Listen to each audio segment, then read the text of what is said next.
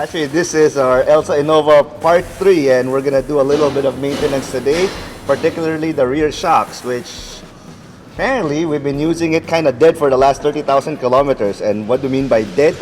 Number one, matalbog yung likod. And matalbog is different from matagtag. And what do I mean by dead shocks? Well, we've already removed it, and this is how dead it is. It doesn't go up anymore. That's it. That's one dead. That's two dead. Great. Both shocks are dead. Okay, time to replace it with the KYB new SR shocks, and then I'll run you through the differences between the stock and the KYB one. Okay, this is our new KYB new SR shock, and this is the old stock shock. So as you can see, it looks exactly the same. Hindi naman pwede mag-iba yung itsura niya, hindi naman papasok yun pag iba yung itsura. And no, it's not longer than the stock, it's exactly the same length as stock. And no, it will not lower your car, because lowering a car is not dependent on the shock absorber, but it's dependent on the springs. And like you saw a while ago, this shock is already dead, it doesn't go up anymore as compared to the new one. But of course, what better way to demonstrate than to just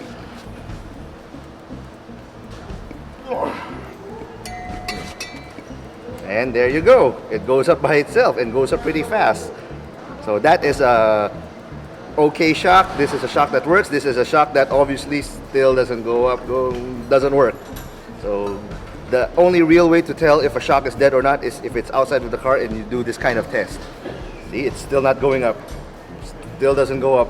Okay, tapon na talaga.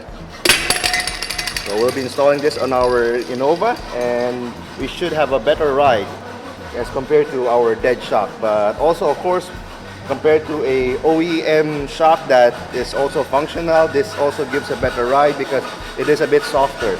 And as we all know, the Innova, Fortuner, Hilux siblings are all matagtag, and it's mostly at the back. This one will more or less lessen the tagtag by about 15, maybe 18%.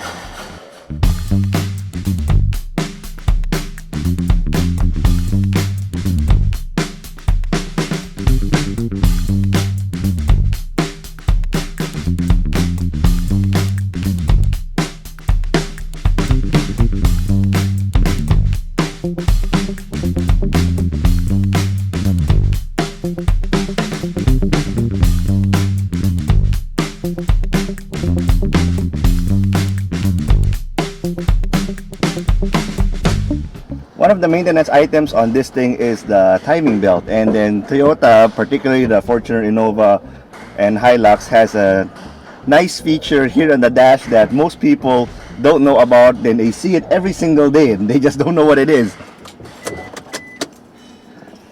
There, it says there T belt over there. Wait, let's do it again. When you turn it on, that word there says T belt. That will light up when your timing belt is about to be replaced, and it happens pretty much at the 100,000 kilometer mark.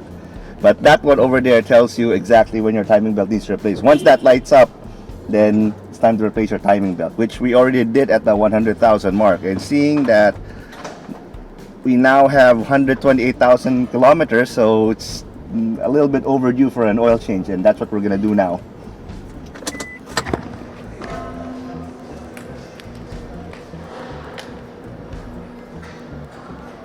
So we're gonna do the oil change now, and it's actually 7 liters worth. That's the same amount for if you have Fortuner or a Hilux or pretty much any diesel car.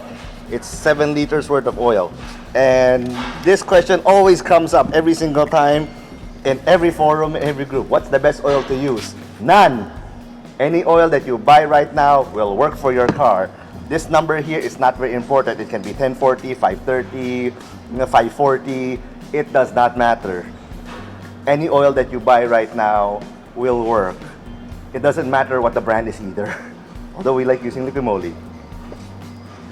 For the very simple reason is, for you to set up an oil company, it takes millions of dollars to do so.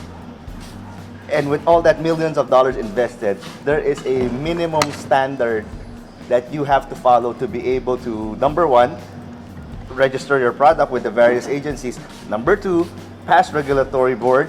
And number three, sell it sell it all over the world also. There is no oil company anymore that is to say, okay, this oil company only serves Japan and nothing else. No, every oil company, every lubricant company exports their stuff all over the world. So there is a minimum standard required, once again, to pass, and then it will work for your car. It doesn't matter if it comes from Shell, Petron, Liquimmoly, Motul, Royal Purple, it doesn't matter.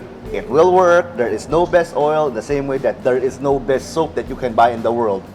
The Barretta will clean just as good as Pond's.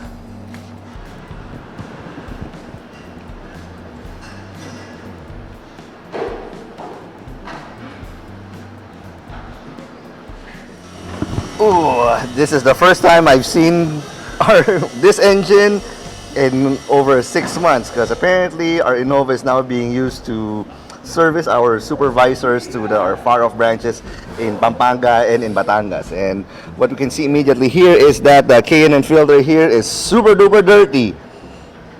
Yeah. That's it right there. So we'll clean that also. And other things we see are oil stain here.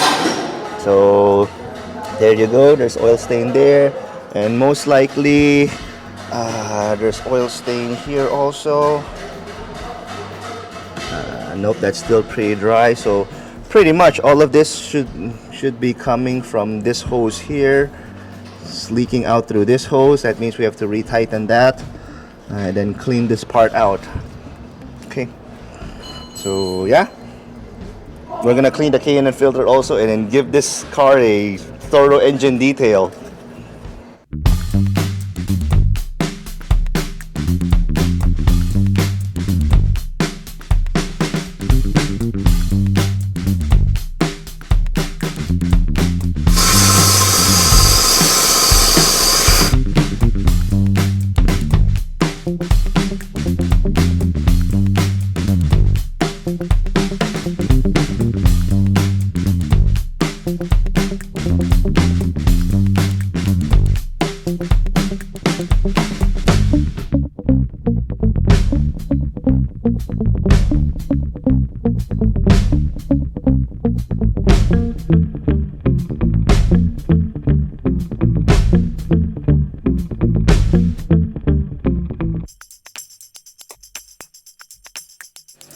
Okay, our engine bay is now somewhat clean. That's a slight sampling of what we do here also. It's our waterless engine detail.